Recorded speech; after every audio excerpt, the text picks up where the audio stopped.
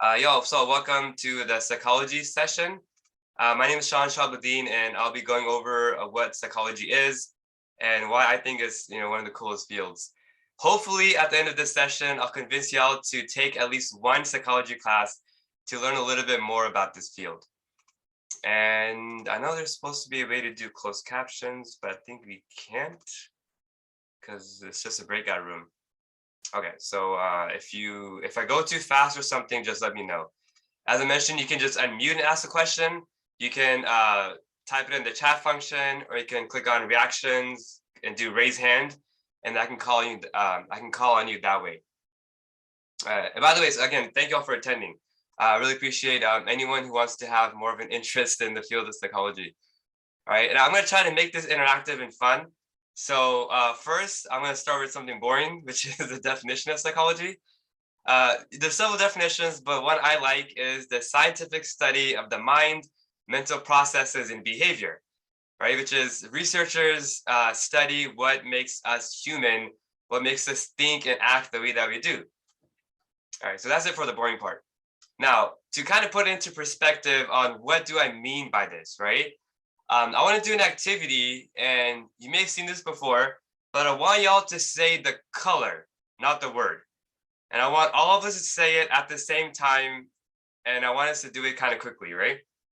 So here's all the words with colors, and how I want y'all to say them is from left to right, and then from the next row, left to right. All right, so I want us all to say them in sync together. All right, do y'all understand? Give me an emoji if you understand what I'm asking y'all to do.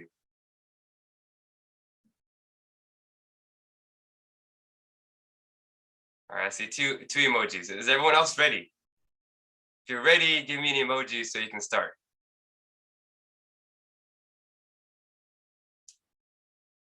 Okay, most of y'all, good enough. Okay, so I'm gonna unmute everyone, and I want all of us to say, when I say 3, 2, 1, say the color, right? I think I have to ask all y'all to unmute. So unmute your microphones. Everyone unmute, and I'll tell you when to start, okay? All right, ready and start. Red, green, blue, yellow, purple, black, green, red, blue, red, now, black. okay, yellow, let's do it again. Let's do it again. purple, Let's do it in black. sync. All let's do it together. Let's try to do it faster, right? Let's try to do it kind of fast. Y'all ready? Let's do it again. Ready? 3, 2, 1. Red, green, blue, yellow, purple, black, green, red, black. blue, red, black. All right. Let's do that again. Let's do it one more time. This time I want you to do it as fast as you can. All right? But I'm gonna use another set of words because we've already seen these words. I'm gonna use another set of words, but same thing. You'll see a bunch of words pop up. I want you to say the color the words are in. Okay? And I want you to do as fast as you can. Are y'all ready? All right, let's go. Green, red, blue, yellow, purple, black, red, yellow, blue, green, black, purple, red, yellow, green, red, blue, black, blue, I messed up. red. red. So listen, y'all are saying the colors, not the word, right? Like you're saying green, red, blue, not yellow, blue, orange, right? Yeah, of course, man. Now, was this one harder to do than this one? Yeah, of course. Okay, why? Yeah, the second one was harder. Yeah, because the two sides of the brain. The words were colors. Okay, the right side of the brain was reading the word, and the left side was focusing on the color. Good. So I think Priscilla gave a decent explanation on why the second part was more difficult than the first. There's one thing to say, oh, this was harder, but can you explain why? And from a psychological standpoint, we want to see how are we processing this information? Why is it when both times we have words in different colors, one time you can say the color is easier than another time, right? And people say, well, it's because it's written in the color of the word and all of this. But again, like, why is it so difficult? So Priscilla said it's maybe one side of the brain processes colors while another side processes words. So when you have both of them, there's some kind of like clash, and it makes it harder for us to process and understand this, right? So here's some theories on why this might be. The speed of processing theory says that word processing is faster than color processing. People read words faster than they can name colors. So when we saw these words, it's easier to say yellow, blue, orange, black, red, green than it is to say green, red, blue, right? Because you understand words quicker than colors. The theory of automaticity, which says that it's an automatic process in our mind, which is faster and requires fewer cognitive resources. A lot of what we do is automatic, right? Whether it's breathing or walking and talking and texting and eating and thinking, right? We do stuff automatically, and we do so because we're so used to doing it that our minds can function on like autopilot. So recognizing colors is not an automatic process, but reading the words is, right? We read words often through text and social media. So this is more automatic than understanding color. Color we have to actually see, think about, remember, process, than a word we can just read. Okay, so two theories on why the second part was harder than the first. So that's kind of what psychology is. It's understanding why people think, behave, and act the way they do, and the processes behind all of this.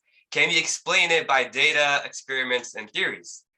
So let me ask you all, you know how the vaccine is out, the booster is out, it's been out, but there's still some people choosing not to receive the vaccine, right? And they have the choice not to. We have freedom of will and, you know, whatever. But I'm interested to know why.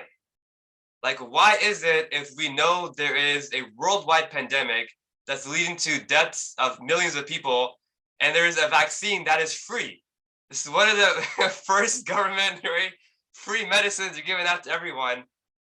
Why are people not taking it? What is the thinking process behind this? Because I think if something is free, even if you don't want it, hey, I'll take it and I might use it later on, right? Free is free. So why do you think people are not taking this vaccine?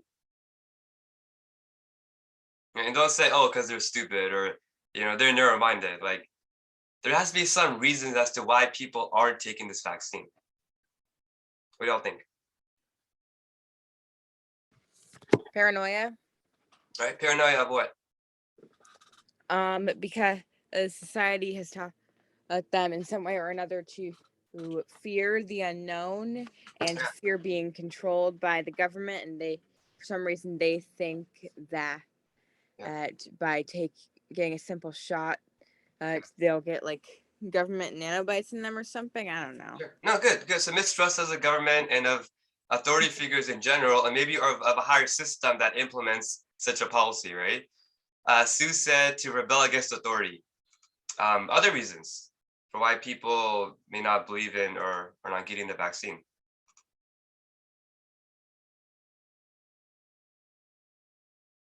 We all agree it's either to rebel against authority or paranoia of the government. Priscilla said their belief system. Do you want to talk a little bit more about that?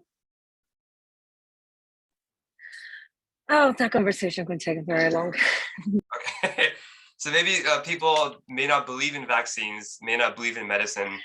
Well, it's not that. It's more complicated. I personally I was forced to get the vaccine so I could be enrolled in this program right now.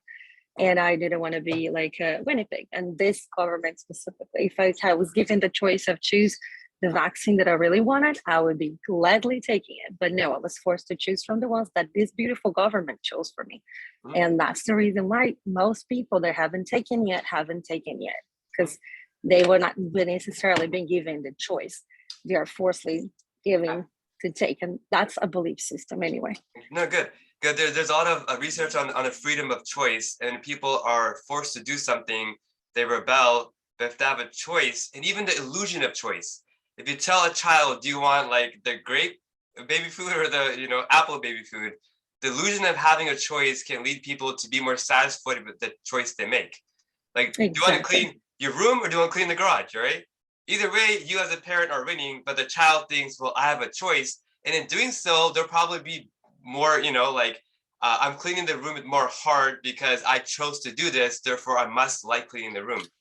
Right? Well, and that's the thing. Some people don't want to clean either or because they feel like they're being used. And so again, it's a belief. Yeah. Sue said didn't learn about science in school. There's also religion, right? Religious beliefs. So yeah, thank you all. Here's some psychological reasons for why people may not get the vaccine. There is risk perception, right? The potential risk of vaccine may be greater than the risk of becoming sick. People may say, well, I know what COVID is, and I've gotten diseases before, I've gotten sick before, but I think the risk of getting the vaccine is greater than the risk of being sick. I may be more at harm with the vaccine than if I get sick. Or, there's a risk in trusting the source of information, such as the government, what we already mentioned, right? There's optimism bias. People often believe that good things are more likely to happen to them and bad things are less likely to happen to them, right? Like, it won't happen to me. Like, I won't get a vaccine or I won't get COVID. I'm safe. I take care of myself. I'm responsible, unlike those other people who aren't. So people are more optimistic about situations regarding them. Belief that one is less likely to experience a negative event, right? There's a confirmation bias, where if we have a belief about something, we'll only look at information that supports our belief. So if we're very anti-vaccine, we'll only look at research that supports, like, see, vaccines are bad and are unpredictable, and may not look at the other research or other sources that are saying the opposite of what we believe. This goes with same thing with anti-abortion, homosexuality, drugs, laws. If you're anti-abortion, you may only look at sources that support what you believe and then ignore the sources that don't. Right? If you've seen that documentary on Netflix, The Great Hack, I believe, it's about how social media sites basically give you information based on what you click on. So if you click on a lot of anti-vaccine stuff on Facebook and Instagram, it'll give you more information about that, to where it'll make you seem like, see, everyone is on my side. Anti-vaxxers may only look at evidence that supports their belief that vaccines are bad.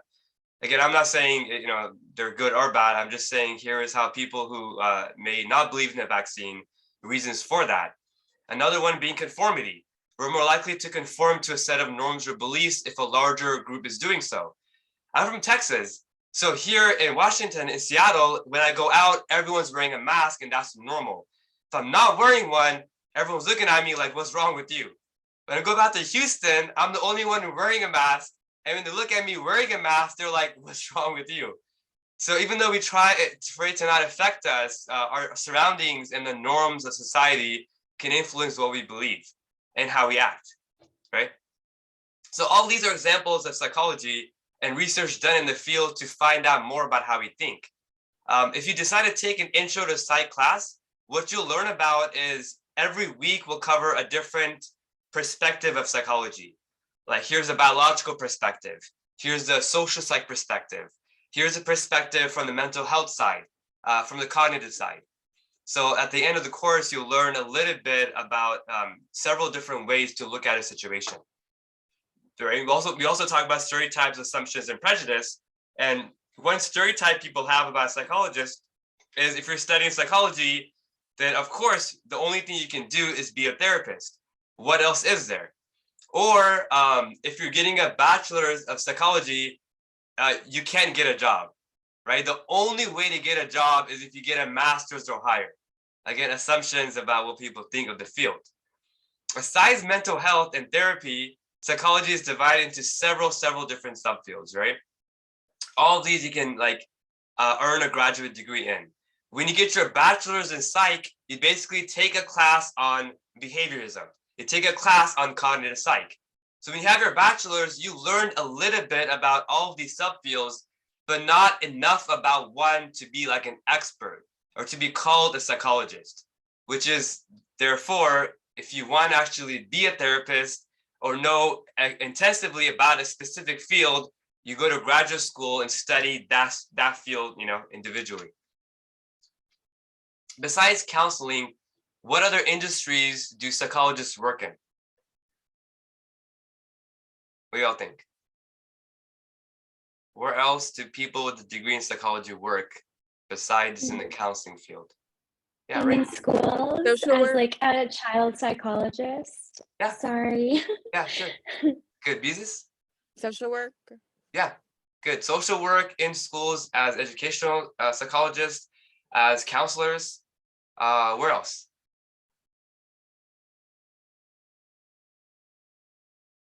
Dima, Priscilla, Asia?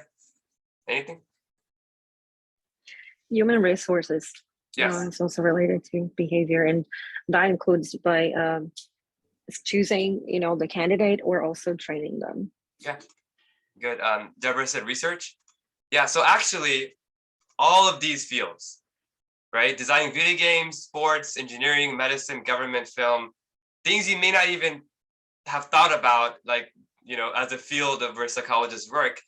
And here's another little image of several different subfields of psychology, everywhere from medicine and nursing to law, criminology, education, marketing, business, health, statistics, computer science, neuroscience, pharmacology, right? So a little bit of everything. But again, most of it requires a graduate degree. But you can get into a lot of these with the bachelor's as well, such as human resources. So I created this little, was like a flow chart, a little thing to explain this different subfields of psychology. And I divided it into clinical therapy, industry, academia, and bachelor's degree. So first, the clinical side, which is the most popular.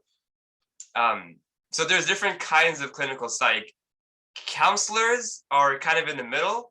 The other extreme end is psychiatrist. Who knows the main difference between psychiatrists and counselors? Psychiatrists can prescribe pills and medicine. Yeah, so a lot of counselors can too, depending on what state they're in the laws.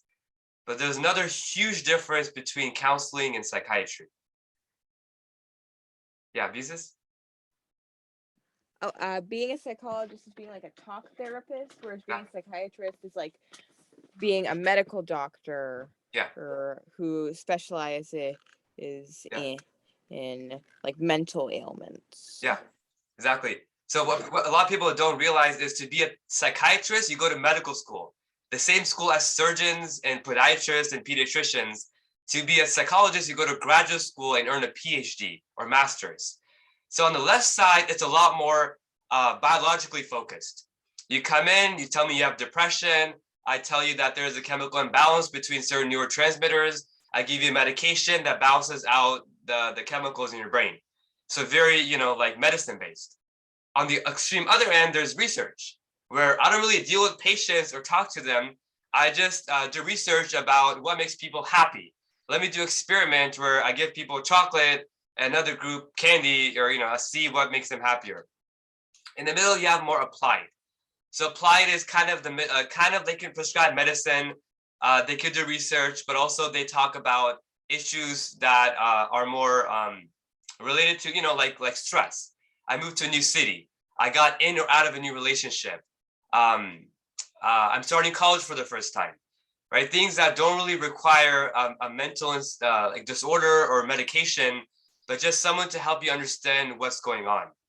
Clinical psychologists are in between counselors and psychiatrists, where they do therapy, but they're focused more on like prescribing medicine and dealing with the psychological illnesses. And then counselors can also do research.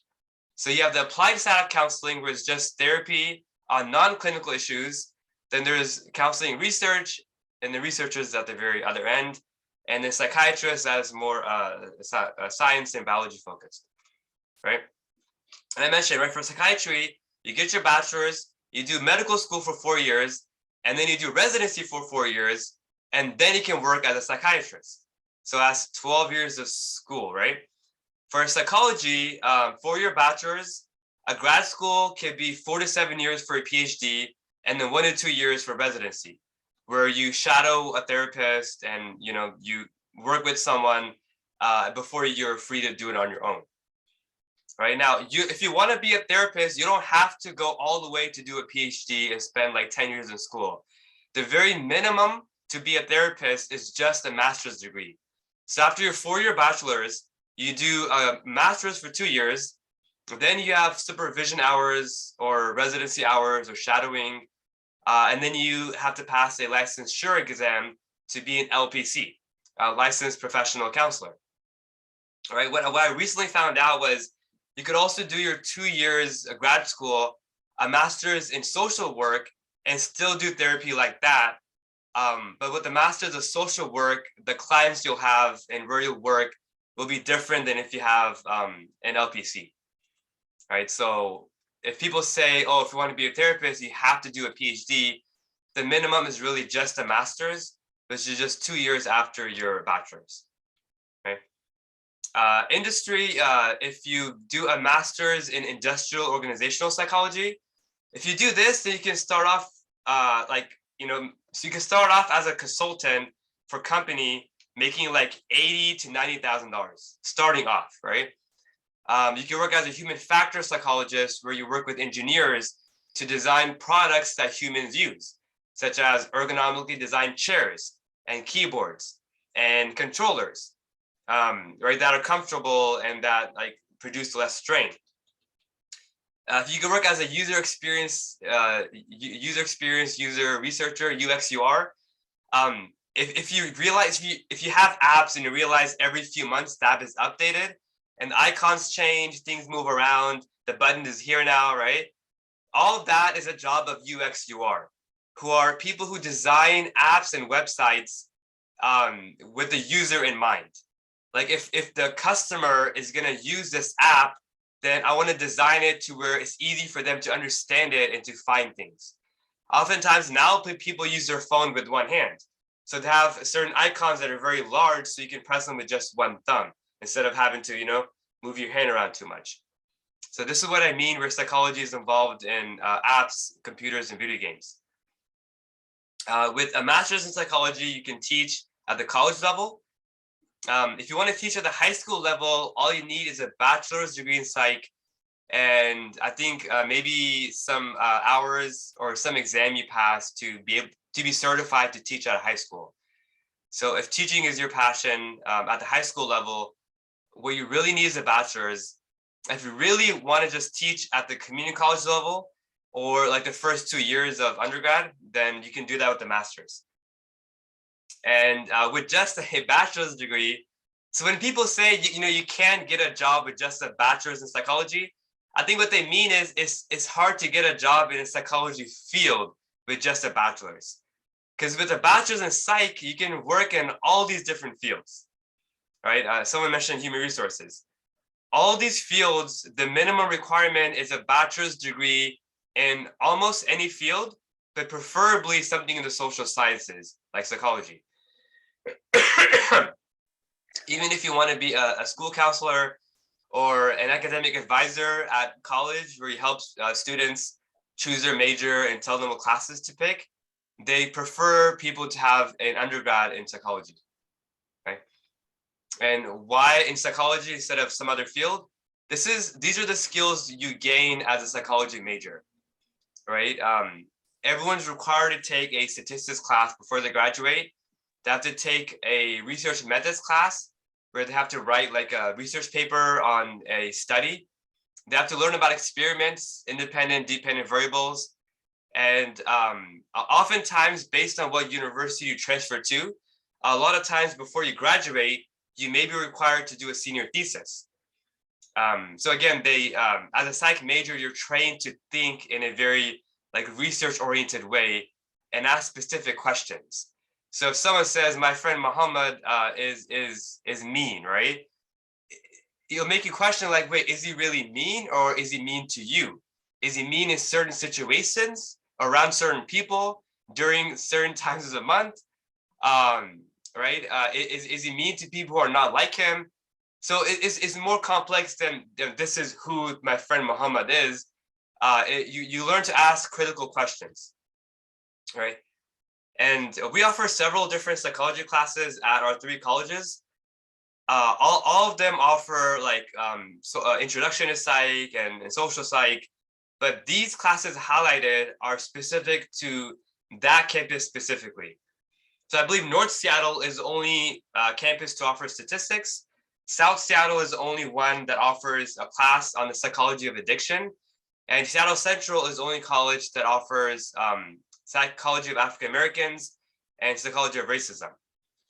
And I myself, well, I can't annotate, but I teach psych of racism, social psych, research methods, introduction to psychology, and lifespan psychology.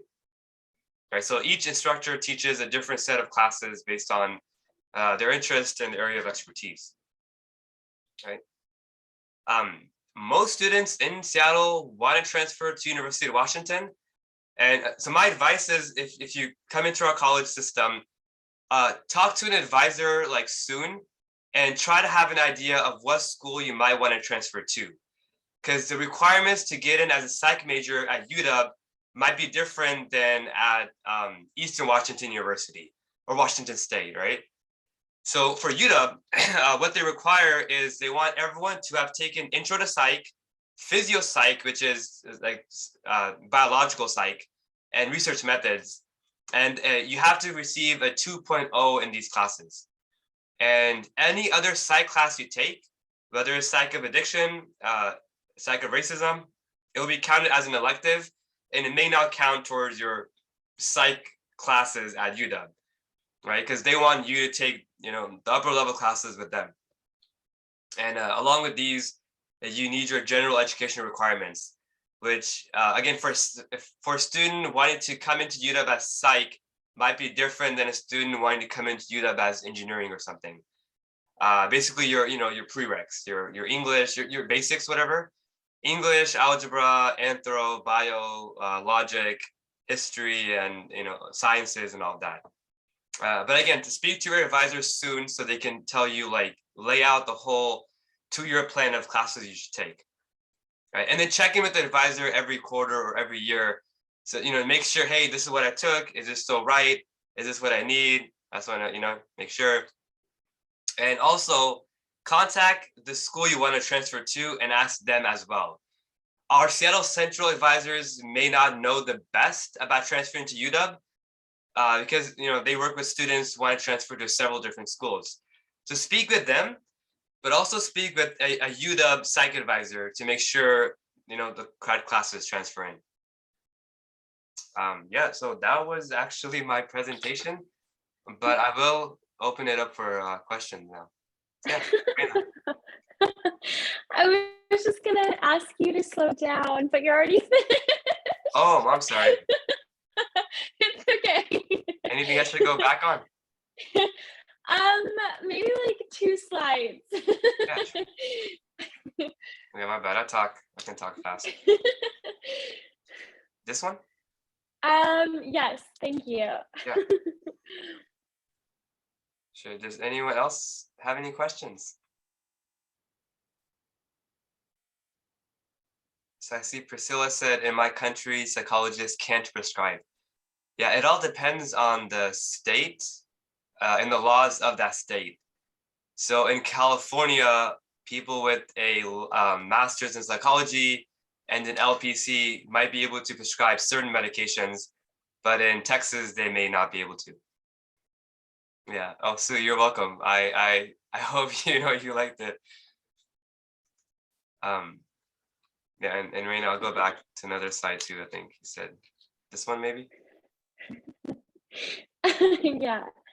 I do have a question regarding, and I'll speak to an advisor about this, but I'm having a feeling like that I'm at a cross between wanting to do something that's related to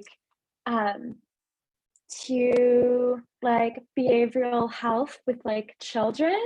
Mm-hmm. And I wonder if you are aware of being able to pursue that and get a bachelor's degree through either Seattle Central or North Seattle.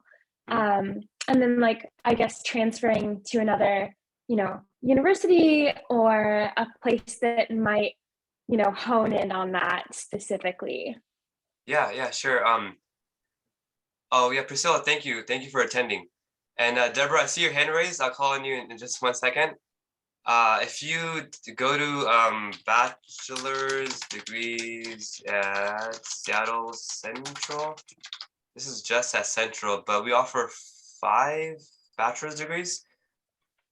Community health and education, dental hygiene, applied behavioral science. I think what you're talking about might be this. Mhm. And what it is, it's a BAS, which if you go to UW or a 4-year public university, you'll get a BA or BS, which is Bachelor's of Arts or Bachelor's of Science. A BAS is a Bachelor of Applied Science. So it's different because you learn how to you learn a specific skill, which is different from a BA and BS. Because with those bachelors, you basically just have a general degree, but with BAS, you learn a specific set of skills that this is made to actually be used to enter the workforce, while a regular bachelor is just broad, and you can kind of go a lot of different places with it. But no, It what you looks like mentioned. our breakout room is closing. Oh, Are we gonna lose you? And maybe y'all real fast. If you want to Google psychology Seattle Central. If you want to get in contact with me, you can go here, go on the first link, and if you scroll all the way down, you'll see my picture with my email address. So you can email me or call me if you have any questions that I didn't get a chance to answer. I set a timer. I thought we had 8 minutes. Okay, but Reina, no. So what you're saying with the BAS, you can do what you said you want to do, but look more into it. And even to get into the BAS program, I think you can still take psych classes. Okay. Yeah, I need a lot of assistance kind of navigating how I want to set up, the next 2 years, Yeah. the next 4 years. See who comes back. Last time, this last week when I was here, almost everyone came back.